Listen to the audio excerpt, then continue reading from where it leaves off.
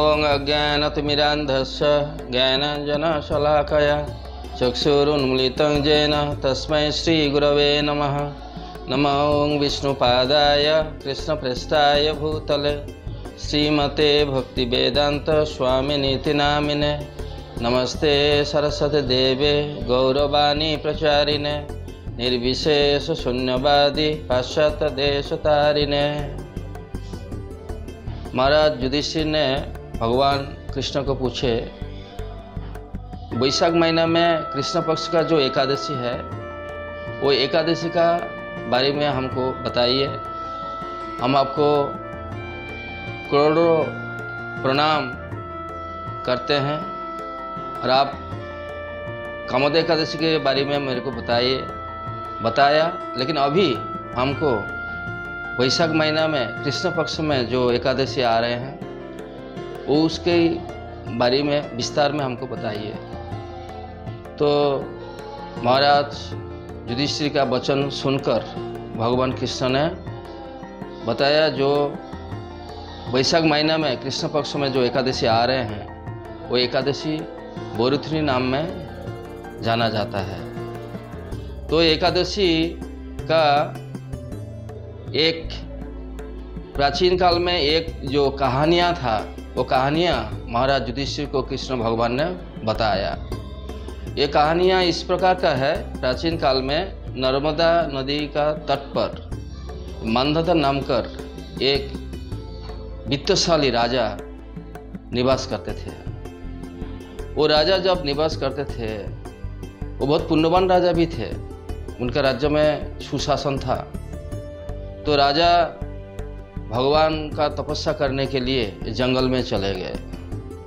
जंगल में जाकर राजा जब तपस्या कर रहे थे तो तब वो एक भालू आकर राजा को पैर को चबाने लगे और उसको घसीटकर जंगल में अंदर में लेके जाए गए। तो जब अंदर में लेके गए तो राजा घबराया नहीं, वो भगवान विष्णु को पुकारा, जो इस बहुत करुणता पूर्वक भगवान विष्णु को पुकारा इस संकट से उद्धार के लिए।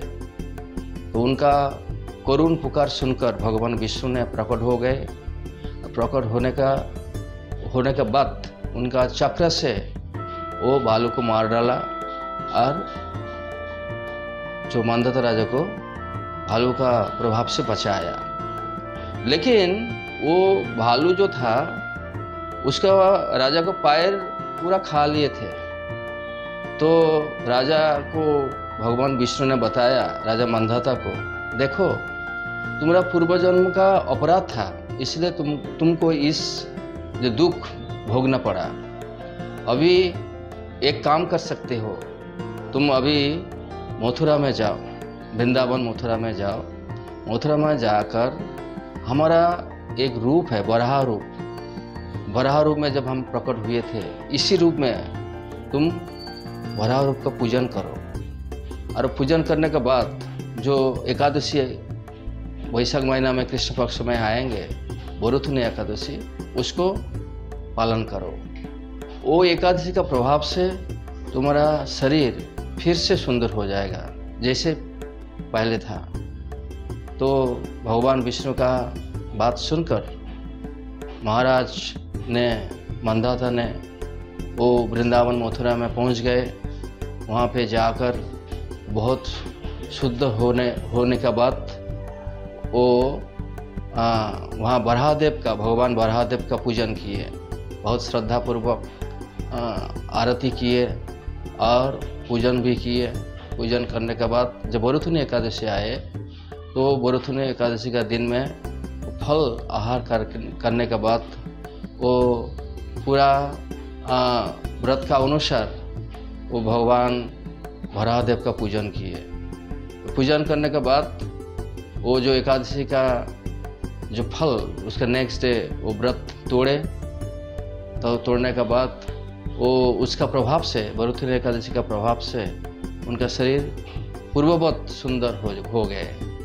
तो वो जो बोरुथनी एकादशी में अगर कोई विपद में है, संकट में है, तो बोरुथुनी एकादशी करना चाहिए। तो बोरुथुनी जैसे राजा मांधाता ने अपना संकट में भगवान विष्णु को पुकारा, भगवान विष्णु संकट से राजा को उद्धार किए। तो इसी तरह अगर अपना जीवन में, किसी का भी जीवन में कोई संकट आए तो हमको क्या करना चाहिए? हमको भगवान को वो पुकारना चाहिए बहुत करुण भाव से। अगर हम हृदय से लगाकर प्रेम से भगवान को बुलाए, पुकारेंगे तो भगवान विष्णु निश्चित रूप से हमको ये संकट से मोचन करेंगे, जैसे राजा मांधाता को संकट मोचन किए थे। तो ये संकट मोचन हमारा जीवन में का उद्देश्य नहीं है। हमारे जीवन का उद्देश्य भगवान विष्णु को, भगवान कृष्ण को पूजन करना, जिससे हमारा चेतना भगवान का प्रति हो, हमारा जो अंदर में जो कृष्ण भक्ति का जो सुप्त अवस्था में हो उसको जागृत हो, वो जागृत करना हमारा जीवन का लक्ष्य है। तो एकादशी व्रत ये जो तपस्या करने से क्या होता है, वो तपस्या करने से हमारा जो अंदर का जो सुप्त कृष्ण भावना है वो विकसित होगा।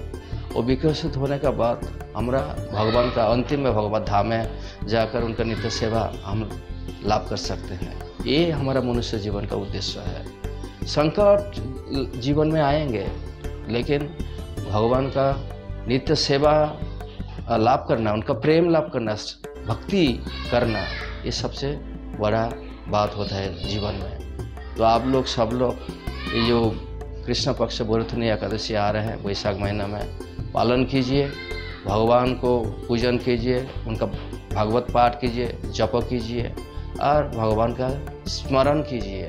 तो उसी से हमारा जो अंदर का जो भक्ति भावना है वो जागृत होगा, और जागृत होने के बाद अंतिम में जब भगवत धाम में जाने का समय होगा तब हम भगवान का स्मरण कर पाएंगे और अंतिम में हम भगवान का पास वापस जाएंगे। इस विषय में कोई संदेह नहीं है। Thank you. हरे कृष्ण।